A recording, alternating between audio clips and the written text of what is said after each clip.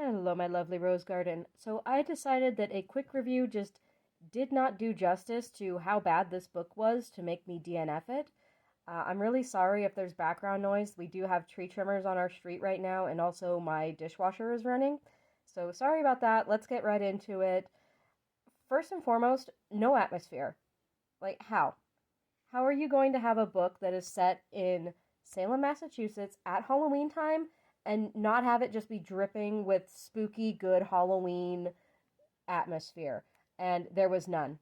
A lot of the parts that I read just took place in a generic TV station that honestly could have been set anywhere. It wasn't giving anything like this cover, right? Like all the good vibes that you get from this cover, nowhere in this book. Even the cat, not really a vibe. And I'll get more on the cat later. The lead character is really mean-spirited, like really weirdly mean-spirited. In fact, most of the book is weirdly mean-spirited. When the first description that you get of the murder victim from anyone is fat bitch, that definitely sets the tone, and it's not cozy, and it's not fun, and it's not whimsical. And them just like instantly filling her position, not even really taking any time to mourn her, just, oh, well, there's an opening now because she's dead, so lead character, you're in.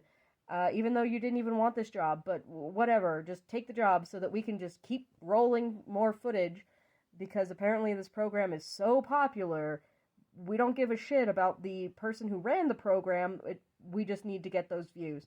And it's so cynical, and not what I come to a cozy mystery expecting or wanting. And now let's get to the cat. The cat's name is Orion, as in the constellation Orion, Orion, and was named that by the murder victim, and isn't technically anyone's cat, but lives in the station hunting rats and things like that. But still, the murder victim was the one to give him the name Orion. And then the lead character just comes in and she's like, oh, I think it's cuter if he's called O'Ryan, like an Irish name, O apostrophe Ryan. And I'm just sitting here like, the woman is dead less than a week. The body isn't even in the ground yet. And you're just coming in, taking her job, and renaming her fucking cat? Who the fuck are you? And it doesn't get better from there. And this was around the time that I started feeling like DNFing it. So I just skipped to the end because, I don't know, sometimes I just don't care about spoilers. And I thought, okay, is there at least an interesting reveal at the end? Do I give a shit about getting to the end? And when I went to the end of the book, what I was greeted with was an overly graphic, just gratuitous retelling of sexual assault of a minor. And the way it was handled was so weird, because it was like the lead character was getting a photo shoot done, and the cameraman was just telling her this very graphic, detailed story of how his mother had sexually abused him and his brother. And I was like, why is this here? Why in this context is he telling her these things while also giving her directions on how she should pose for a photo shoot? That cinched it for me, and I was done. And I went on to Storygraph to see what other people had said about it, and it turns out it's also transphobic, because it pulls that age-old, tired, not even creative or unique trope of the killer. I don't even know who the killer was. I don't even care at this point. But apparently the killer is a trans woman who is trans because of the sexual abuse endured as a child. So, but not really trans, though, because it's dissociative identity disorder. So it's this person's deranged alter ego, split personality who believes that she's a woman, but it's actually a man, and it's so boring, it's so tired, and it's so harmful to the trans community that this is still a thing. This was not a book that was published like back in the 60s or 70s, and even then it wasn't an acceptable trope, but at least you could forgive it of there not being a lot of positive representation of trans people and of people not understanding it back then. But this was published in like the 2010s. So there's no excuse for that. Silence of the Lambs already exists. You don't need to do this. It's not creative, it's not unique, it's not a surprising twist. If anything, it's expected. So just awful bad on that front. Also being very ableist and not understanding how dissociative identity disorder works or how trauma works. It is also very repeatedly using an anti-Romani slur that starts with the letter G in a very offhand way, where, you know, like the main character, when she's deciding the aesthetic she wants to put on for her show character, says that she wants to look like a slur.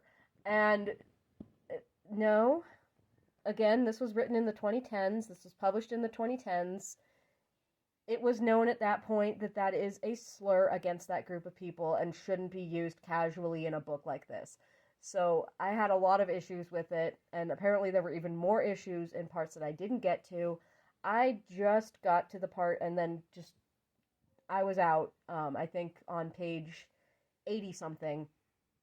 I was totally out when a coven of witches appears, and they're like, oh, they're here for Aeriel, the murder victim, because she was their queen.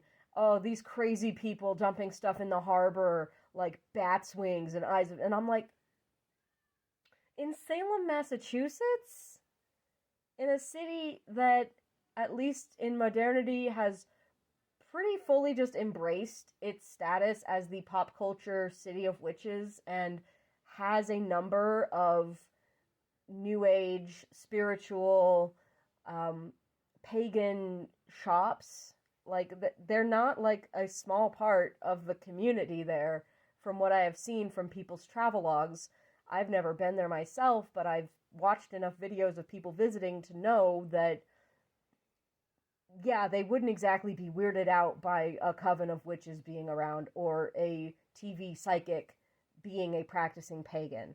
So not even being respectful of that. Just a very simple, basic element that this book is capitalizing on to build its identity. It is a witch city mystery. I'm expecting there to be some witches, and it's not exactly uncommon in this genre for there to be witches or magic in these kinds of stories. So, mean-spirited, offensive, not well written, just bad all around. I'm going to definitely find my mom something else for her birthday, because this is not a book that I would want to compare notes with her on.